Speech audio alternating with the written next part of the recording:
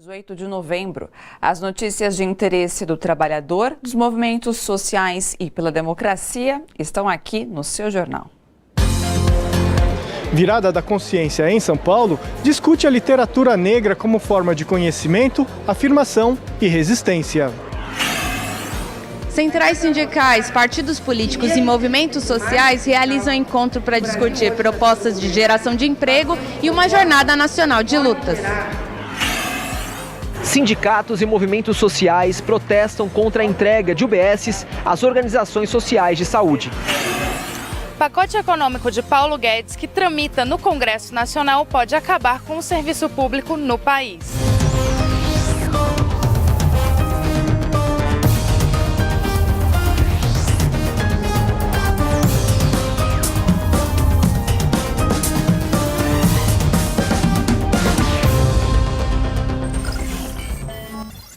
Centrais sindicais se reuniram hoje para debater o desemprego no país e as saídas para contornar a situação. Apesar de estabilizado em 11,11%, a taxa de pessoas desempregadas atinge mais de 12 milhões de brasileiros. Veja na reportagem de Daiane Ponte. No encontro Emprego e Desenvolvimento, que reuniu centrais sindicais e movimentos sociais em São Paulo, foram apresentadas propostas para frear o aumento do desemprego no país. Nós vamos retomar os investimentos públicos, que é a primeira coisa. Nós temos mais de 8 mil obras paradas no Brasil. Se a gente tiver um recurso para retomar essas obras, isso vai gerar emprego. A construção civil dá muito emprego. O setor da construção civil, quando ele é reativado, o país começa a construir estradas, aeroportos, portos, rapidamente o emprego retoma. Uma das propostas sugeridas pelas centrais é a manutenção da qualidade dos empregos. Em meio à crise que o país enfrenta desde 2014, cresceu a oferta de vagas de trabalho informal. O governo precisa encontrar a rota do desenvolvimento para que a gente, de fato, possa retomar a produção industrial e assim fazer valer a importância de criar uma cadeia produtiva que possibilite empregos de qualidade. Não é correto afirmarmos que quem está de maneira informal, precarizada, tem um emprego, né? Para alguns chega ao cúmulo de chamarem de empreendedores, mas no final das contas é um emprego extremamente precarizado. O encontro também recebeu a secretária de Relações Internacionais da CUT no Chile e um representante de uma central sindical argentina para contar como o neoliberalismo foi decisivo para a deterioração econômica dos seus países. Porcentagem muito importante, 40%. É uma porcentagem muito importante, 40% abaixo da linha de pobreza. Isso são mais ou menos 20 milhões de pessoas na Argentina e quase 10% está abaixo da linha de indigência, que são pessoas que não podem comer todos os dias, não podem alimentar suas famílias. Não podem alimentar as suas famílias. O que se está vivendo em Chile, esta rebelião popular, este despertar de los chilenos. O que se está vivendo no Chile, esta rebelião popular, este despertar dos chilenos, tem a ver justamente com esse modelo de desenvolvimento neoliberal que entra em crise e o povo, os trabalhadores, os jovens, as mulheres e os indígenas foram às ruas para demonstrar que esse modelo nos gerou pobreza, miséria e um abismo enorme na distribuição da riqueza entre ricos e pobres. Uma distribuição da riqueza que é abismantemente enorme entre ricos e pobres.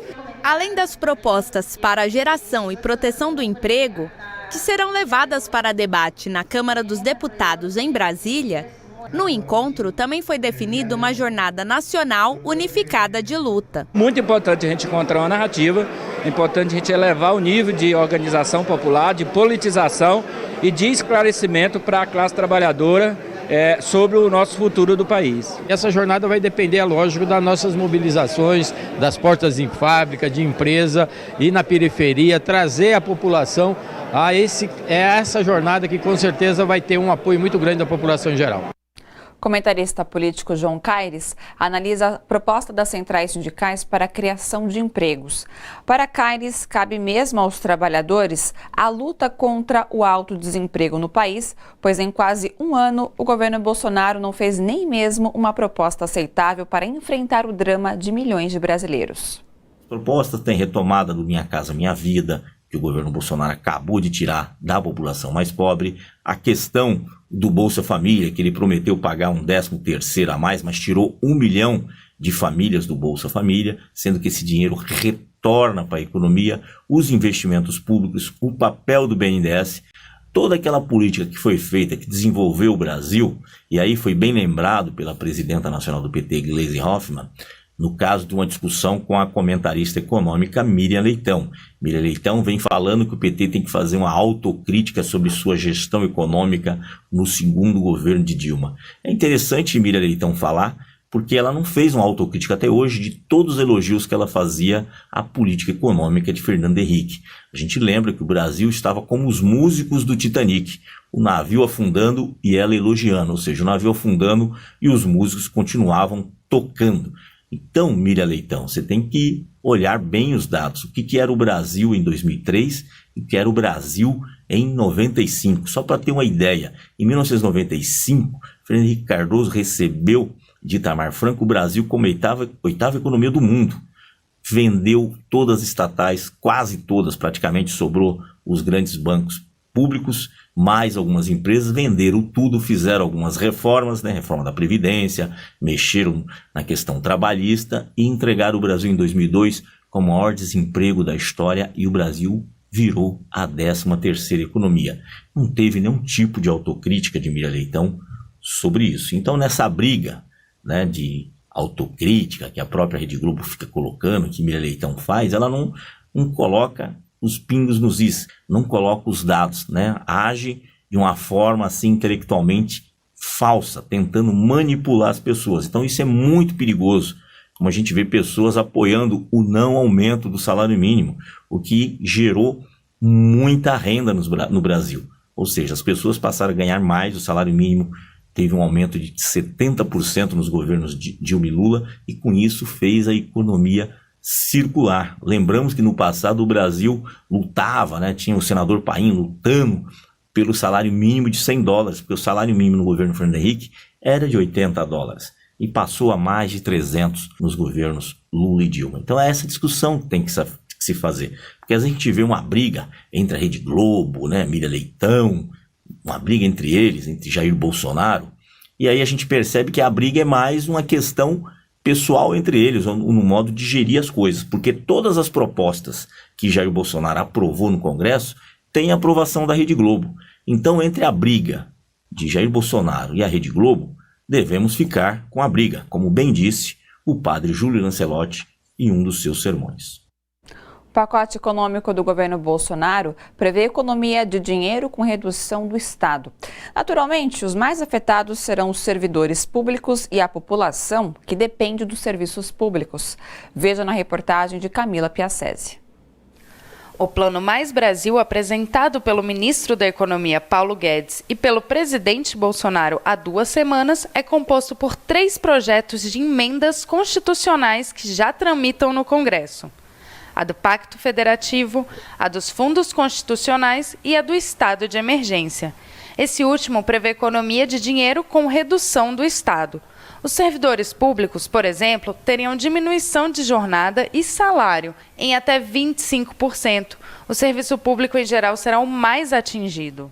Para o servidor público, na verdade, isso significa uma redução dos seus direitos, uma redução dos seus ganhos, além de criar uma elite dentro do serviço público, porque policiais federais e juízes, por exemplo, não entram nas medidas de redução salarial ou de retirada de direitos.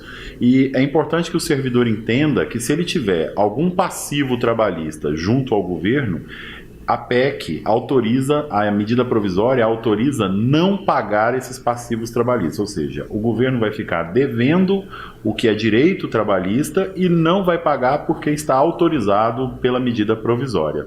Portanto, é uma medida que traz enormes prejuízos para o povo em geral, que a sua grande maioria necessita e só pode contar com o serviço público de educação, de saúde, de segurança, de programas sociais. Portanto, é uma medida antipopular que vai prejudicar a população brasileira.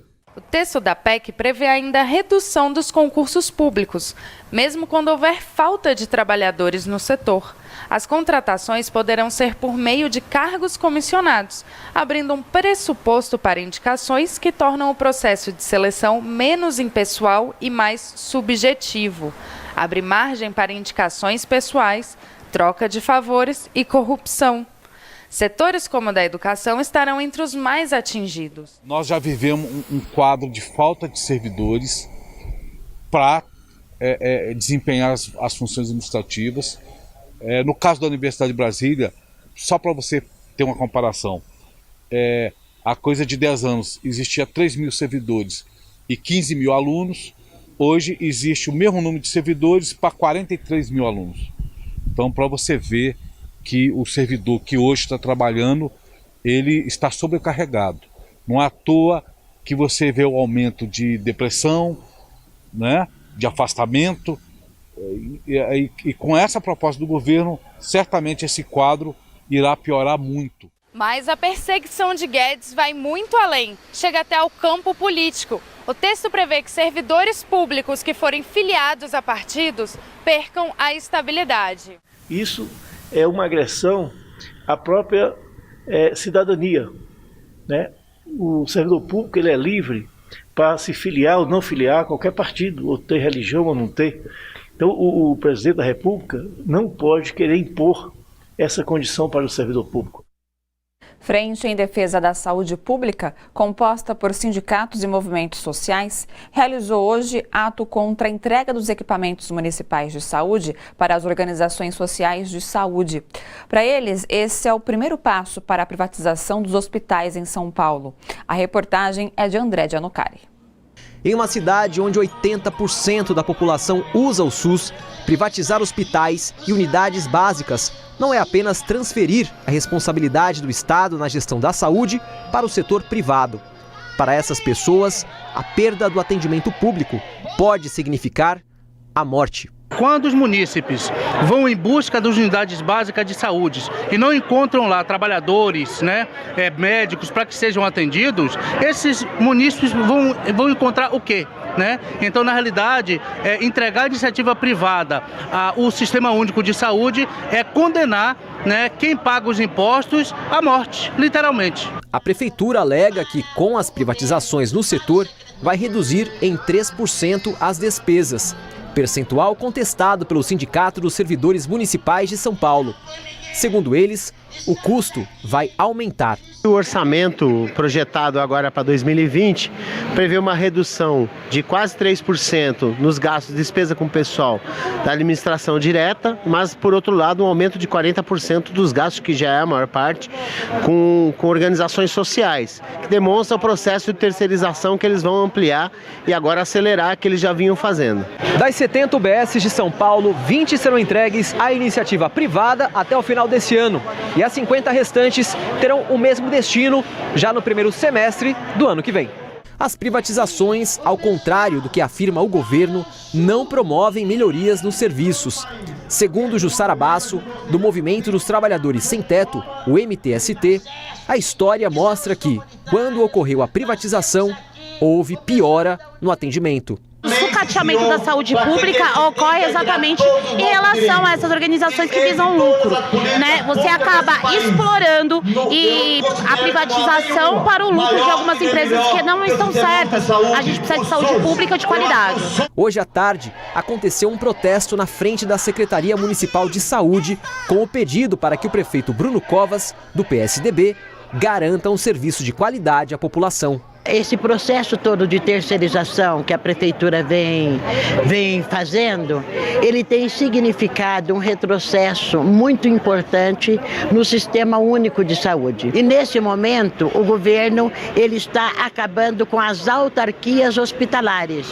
E o fim das autarquias hospitalares, ela já remete para nós um outro passo que o governo quer dar, que é a terceirização dos hospitais. Lúcia é professora aposentada e há mais de 30 anos trata um câncer no olho esquerdo. Paciente do Hospital AC Camargo e da UBS Ipojuca, na região da Lapa, ela vê nas privatizações uma política equivocada que faz a população pagar 2 vezes pelo mesmo serviço. Nós somos roubados e lesados. Então não se trata de qualidade, Mesmo porque as UBSs na mão de OSs, amanhã, ou seja, ali para frente, ela vai parar de fornecer remédio, não vai ter mais farmácia.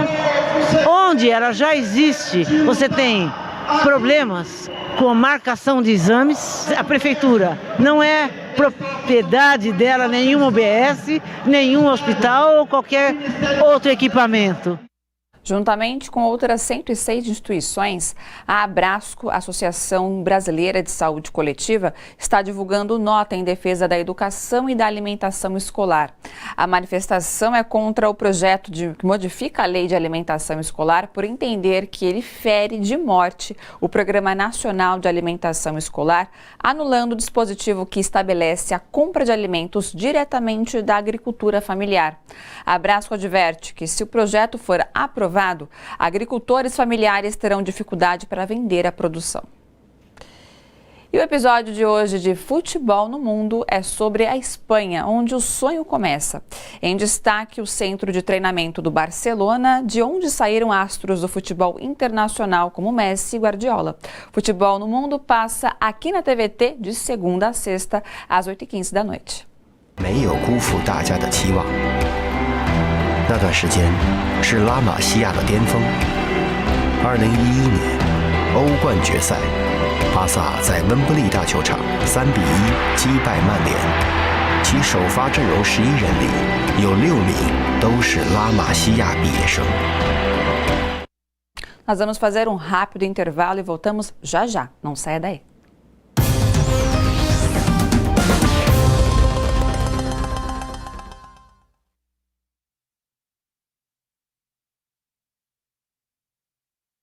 Pessoal, uma excelente noite de segunda-feira a todos e a todas que nos acompanham através das redes sociais. E vamos àquele momento em que eu leio os comentários. Eu vou começar pelo Carlos Roberto de Carvalho. Vamos para as ruas, organizados para defender nossas instituições e nossa Constituição. A Maria de Fátima Leal. A Miriam Leitão deveria pedir autocrítica da Globo por ajudar a colocar um fascista no poder e que está ligado às milícias. Bom, no segundo bloco eu volto para ler mais comentários. Continue participando e na companhia. Daqui a pouco eu volto.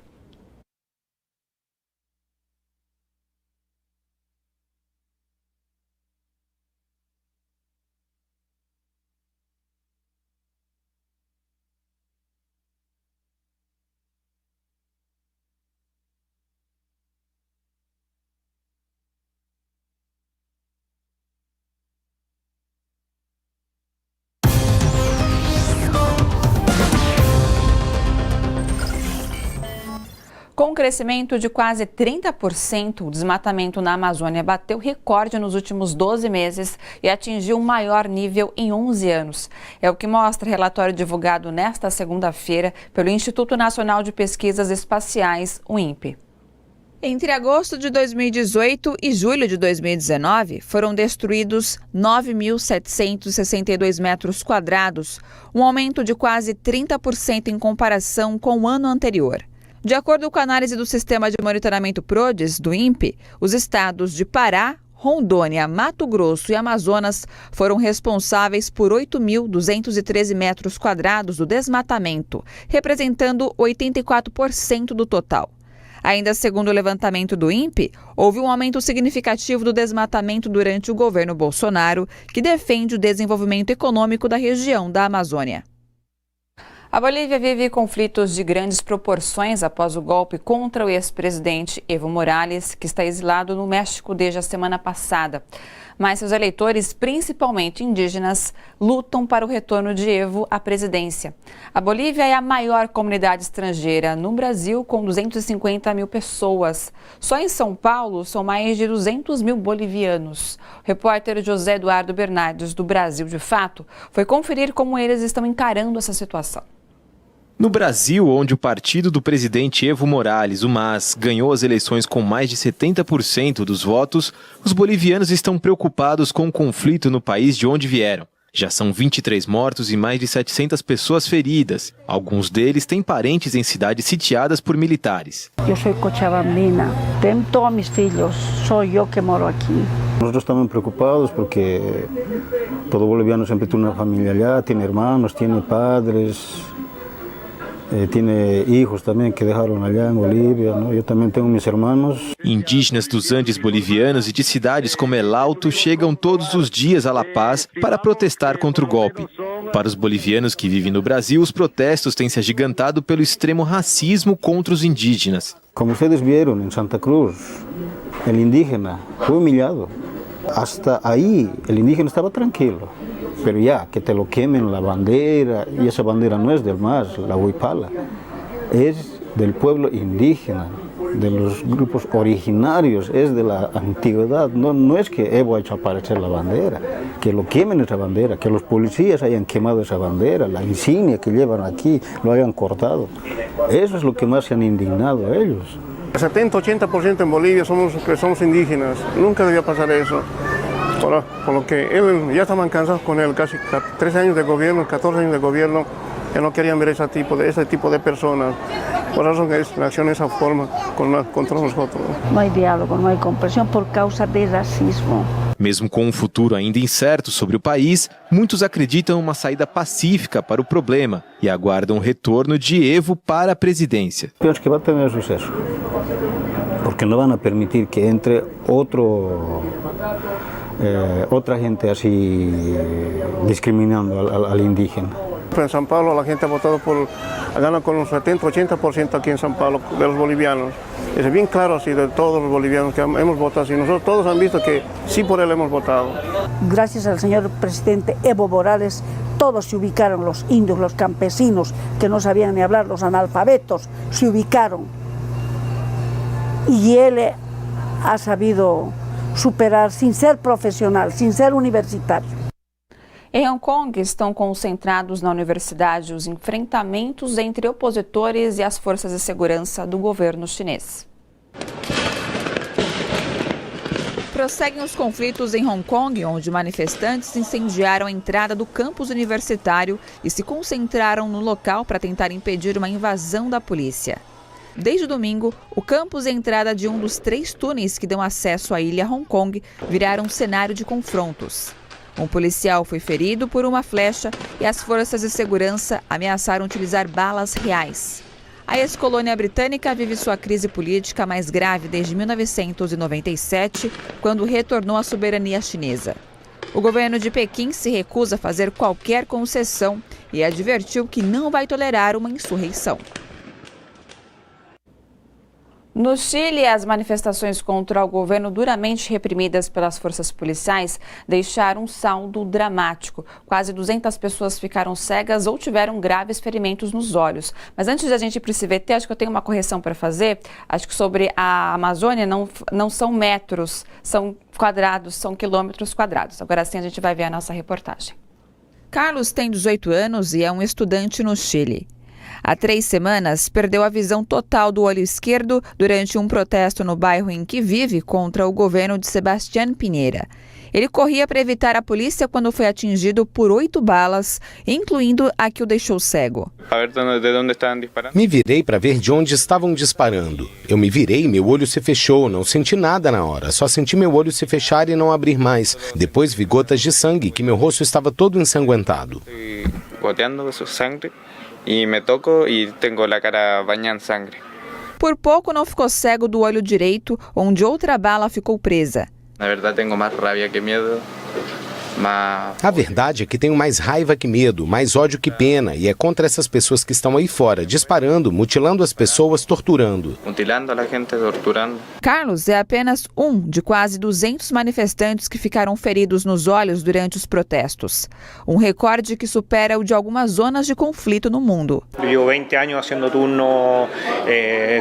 Tem 20 anos que trabalho como oftalmologista e nunca vi isso acontecer na história do Chile. Acho que nunca aconteceu e, lamentavelmente, temos esse triste recorde mundial em casos de cegueira, mais que Hong Kong ou com os coletes amarelos em Paris ou na Espanha, ou até mesmo na Guerra da Palestina. O que ha passado com os chalecos amarillos em Paris, ou Espanha, ou a mesma Israel-Palestina. César Caloso é outro manifestante ferido. Ficou cego enquanto tocava tambor no protesto com outros músicos. Tinha um ambiente lindo, de repente senti um golpe no olho e me caí no chão. Doeu, me contorci no chão, depois a dor passou. O rosto ficou dormente, fiquei de pé e gritei que não me bateriam.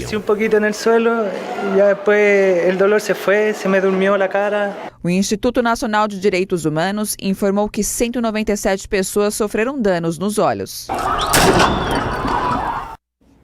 O ministro Edson Fachin, do Supremo Tribunal Federal, abriu um inquérito para apurar se o ex-deputado federal, Eduardo Cunha, comprou votos para se eleger presidente da Câmara dos Deputados em 2015. As irregularidades na eleição foram reveladas pelo ex-executivo da JBS, Ricardo Saúde, em delação premiada na Operação Lava Jato. Segundo o Saúde, o grupo pagou 30 milhões de reais em 2014 para ajudar a convencer deputados de que a eleição de Cunha seria a melhor opção para fazer contraponto à então presidenta Dilma Rousseff. Além de Cunha, outros 17 políticos são investigados por corrupção e lavagem de dinheiro. Eduardo Cunha foi condenado a 14 anos de prisão e 6 meses na Lava Jato e atualmente cumpre a pena em Bangu, na zona oeste do Rio de Janeiro. Veja agora como fica o tempo nesta terça em São Paulo e outras cidades. Sol entre nuvens na maior parte desta terça-feira em São Paulo. Máxima de 26 graus e mínima de 17. Chove em algumas áreas. Umidade relativa do ar em média de 60%. Índice ultravioleta extremo. Mesma situação em São Bernardo do Campo. Sol pela manhã com aumento de nebulosidade ao longo do dia. Chove de forma isolada. Máxima de 26 e mínima de 17 graus. Já em Mogi das Cruzes, céu encoberto com aberturas de sol no decorrer do dia. Previsão de pancadas de chuva a partir da tarde. Máxima de 24 graus e mínima de 19. Em Brasília, tempo nublado durante toda a terça-feira, com pancadas de chuva isoladas que poderão ser fortes e vir acompanhadas de trovoadas. Máxima de 27 e mínima de 18 graus. A extinção do serviço social dentro de postos do INSS em todo o país, prevista em medida provisória assinada por Jair Bolsonaro, vai deixar sem assistência a população mais carente, que depende justamente desse serviço para acessar seus direitos. São 1.600 os profissionais que prestam o serviço hoje no Brasil. A expectativa de especialistas é de que a população pobre e analfabeta, a mais prejudicada, terá que recorrer em massa à Defensoria Pública. Dar visibilidade ao protagonismo negro. Nós falamos já sobre esse tema, depois do intervalo.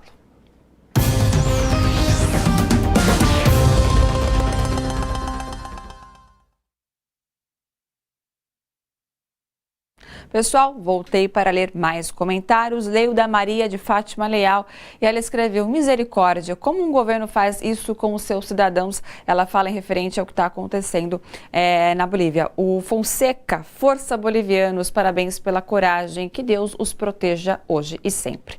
Bom, continue participando que daqui a pouco tem mais comentários, não saiam daí.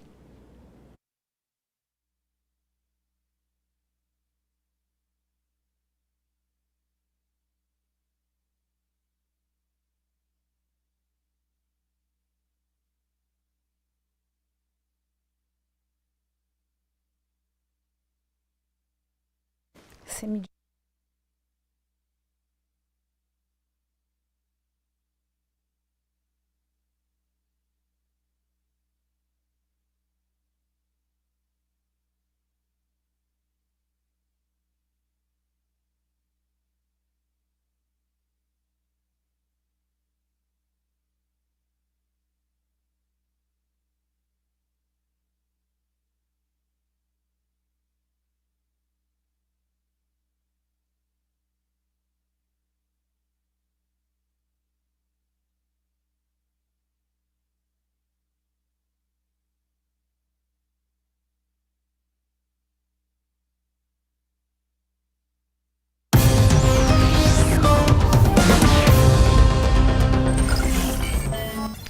cidade de São Paulo recebe até esta quarta-feira, Dia da Consciência Negra, a segunda edição da Virada da Consciência, uma série de eventos culturais que tem como objetivo dar visibilidade ao protagonismo negro e mostrar que é necessário lutar contra a desigualdade racial no Brasil.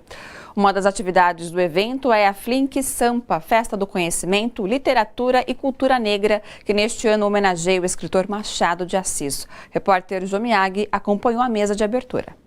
Machado de Assis, um dos maiores escritores do mundo, quase sempre foi retratado como branco, mas era negro. Esse embranquecimento do autor é resultado do racismo, afirma Eduardo de Assis Duarte, professor da Faculdade de Letras da Universidade Federal de Minas Gerais. Ele é o maior escritor da língua portuguesa em termos de ficção. E o racismo institucional que naturaliza a exclusão social no Brasil, ele é velho de séculos. E no momento em que ele se afirma como o grande nome da literatura brasileira do seu tempo, ele foi sendo embranquecido, inclusive após a sua morte. O escritor Machado de Assis é o homenageado da 7ª Flink Sampa, Festa do Conhecimento, Literatura e Cultura Negra.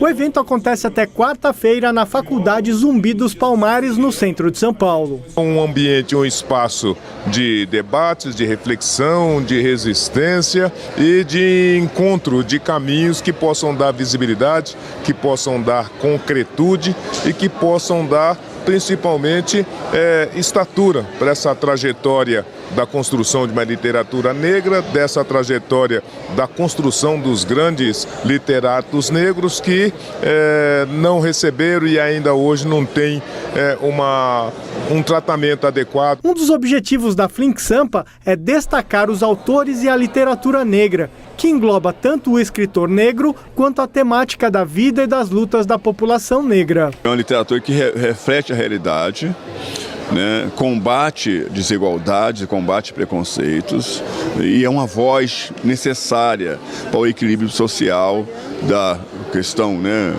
da cultura brasileira. Então é uma voz predominante, mas que tinha pouca visibilidade e pouca importância. Essa população também tem o que falar, tem o que dizer, tem o que escrever, tem que mostrar o seu talento. Então a literatura vem para cumprir esse papel. Sem construir a sua história, sem construir as suas narrativas, sem construir os seus heróis, seus personagens, então esse tema e esse povo fica fora desse contexto social da construção cultural. Então ela é indispensável, ela é necessária e ela é inegociável. Para a escritora Kilsan de Oliveira, a literatura negra é fundamental para a afirmação e a resistência dos negros. É a possibilidade de uma quebra de paradigmas que sempre nos colocam como corpos a serviço de algo extremamente braçal, um trabalho braçal e um trabalho não intelectual. E nós estamos produzindo arte, cultura, intelectualidade, literatura. É um caminho, é um farol, é um caminho de luz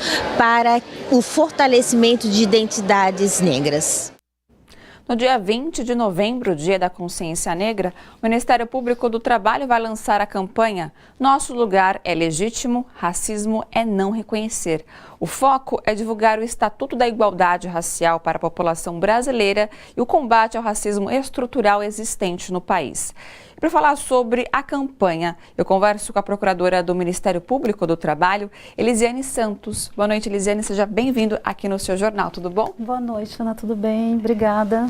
Bom, Elisiane, para a gente começar então aqui o nosso bate-papo, como que funciona essa campanha e qual que é o objetivo dela? Tá. Bom, a campanha começa nas redes sociais e televisão, né, com a divulgação da hashtag Nosso Lugar é Legítimo, mostrando pessoas negras em diferentes profissões, né, e espaços de fala, espaços protagonistas, mostrando a legitimidade desse lugar, ou seja, o direito de nós estarmos ocupando esses diferentes espaços nas instituições e nos espaços de trabalho. Né? Isso faz com que você desconstrua, né, aquela imagem do estereótipo também da pessoa negra sempre vista numa condição subalterna, numa condição de opressão, mas ao mesmo tempo né, mostra que existe uma desigualdade no acesso a esse mercado de trabalho. E isso é decorrente desse processo estrutural de racismo vivenciado na sociedade brasileira, né, ao longo dos anos aí. Muitos anos. Perversos. Elisiane, para quem está em casa ainda não sabe, o que é o racismo estrutural?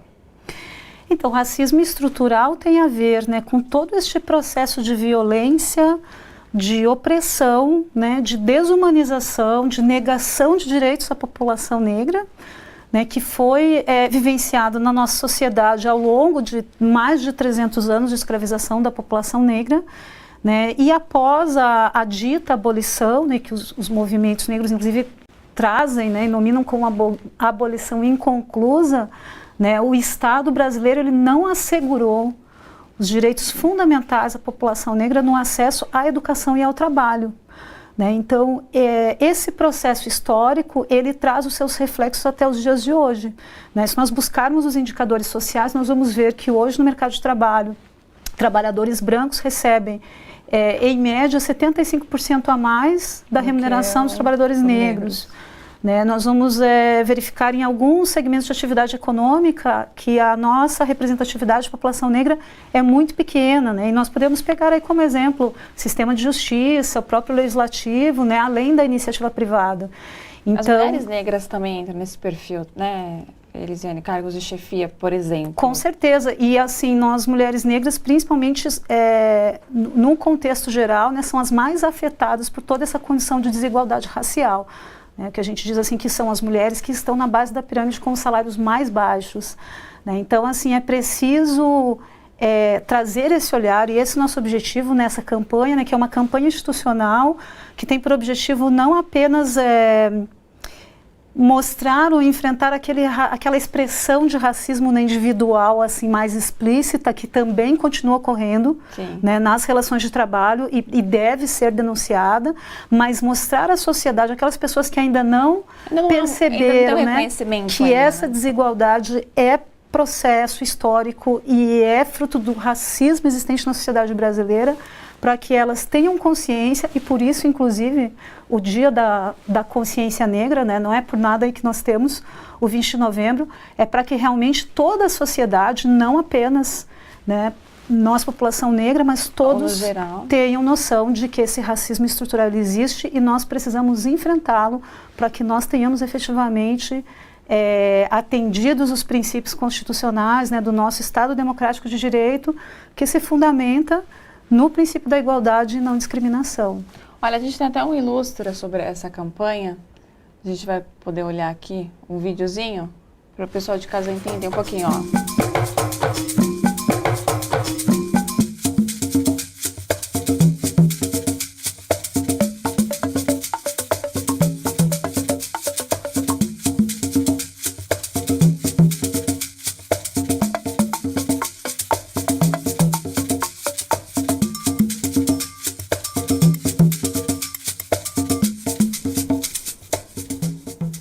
Então essa é a campanha que vai ser veiculada, então, enfim, em redes sociais, né? Sim, esse é um dos vídeos da campanha e a gente vai estar durante todo o mês, durante alguns meses, trazendo outras imagens e outros textos de reflexão também, né?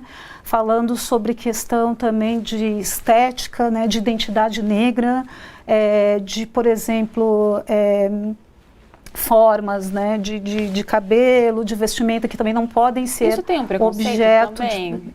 Tem, e aí isso a gente traz também dentro da campanha algumas mensagens direcionadas a essa questão, né, que as empresas não podem interferir nesse processo de identidade, né, e tentar ou a mulher exigir que alise o cabelo ou que não use determinadas roupas.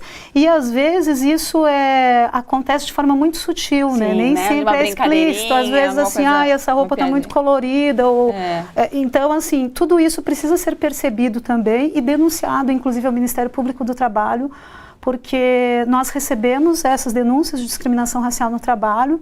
Muitas vezes elas não são direcionadas a nós porque as pessoas também já sabem que existe o ilícito penal, né, a prática de racismo que é crime, termina só direcionando para a atuação na esfera penal, mas é importante que ela chegue na questão do trabalho também, porque aí nós vamos atuar para que aquela empresa ou que tenha uma direção, né, que praticou, ou mesmo que não tenha, mas que tenha ocorrido uma situação de discriminação racial dentro do ambiente de trabalho, para que ela adote as previdências para cessar essas práticas e, inclusive, ela responderá pelos danos, né, morais causados à coletividade, aos trabalhadores e trabalhadoras, à população negra como E Elisiane, a gente sabe que infelizmente existe, né, essa discriminação ainda racial no mercado, no trabalho, enfim, no ambiente de trabalho. Caso eu tenha sofrido, ou alguém em casa tenha sofrido algo semelhante, como proceder?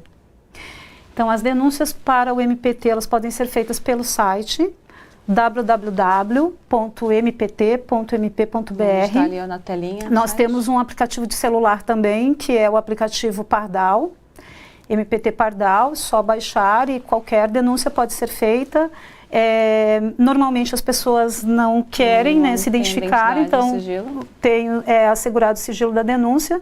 Também podem ser feitas denúncias anônimas, mas é importante quando o denunciante deixe os seus contatos, porque muitas vezes, ainda mais nessas situações envolvendo racismo, as provas às vezes são mais difíceis, a gente precisa ouvir as pessoas e ter acesso a testemunhas, então é importante quando venham esses elementos todos na denúncia, né? A pessoa não precisa fazer um enquadramento jurídico, mas pelo menos um relato dos fatos, né, minimamente, assim, dos fatos que ocorreram, porque também é muito comum nós recebermos uma denúncia genérica, assim, está acontecendo discriminação racial na empresa, mas, assim, dê o exemplo, relate basicamente qual o fato que ocorreu, né, que traz essa situação de discriminação.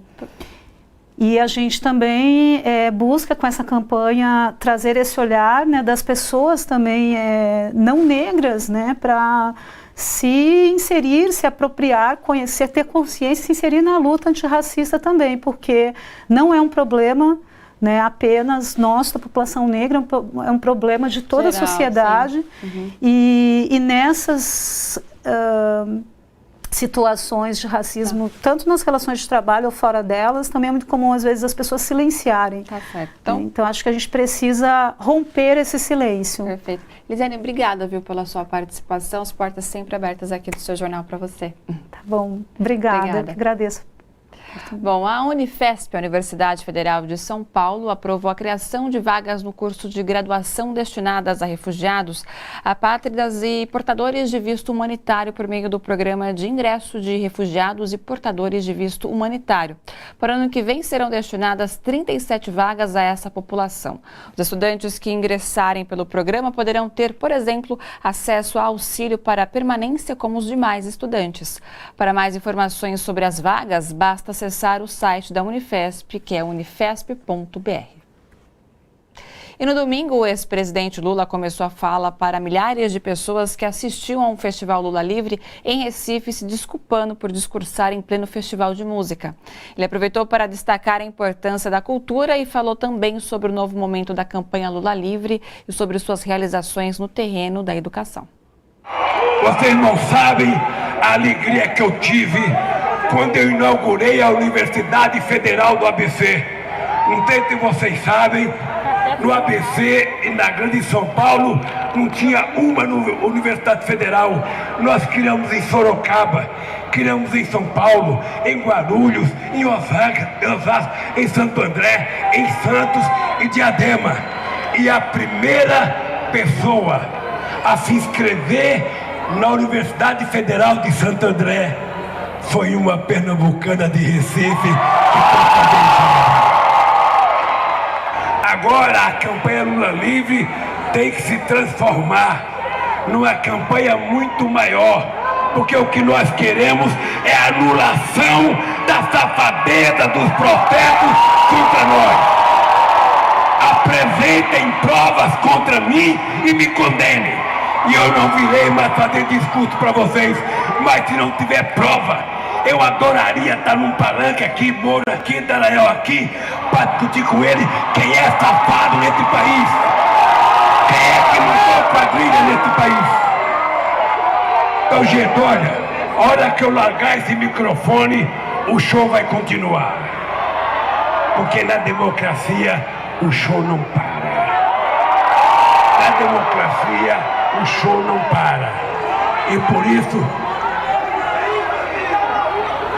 olha, aqui é o seguinte, eu quero do fundo do coração agradecer as dezenas de comitê Lula Livre que estiveram na rua me defendendo.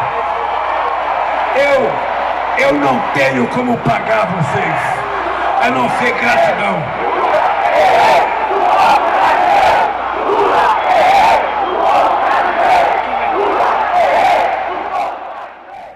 O seu jornal termina aqui. Até o próximo. E a luta por direitos humanos e democracia continua.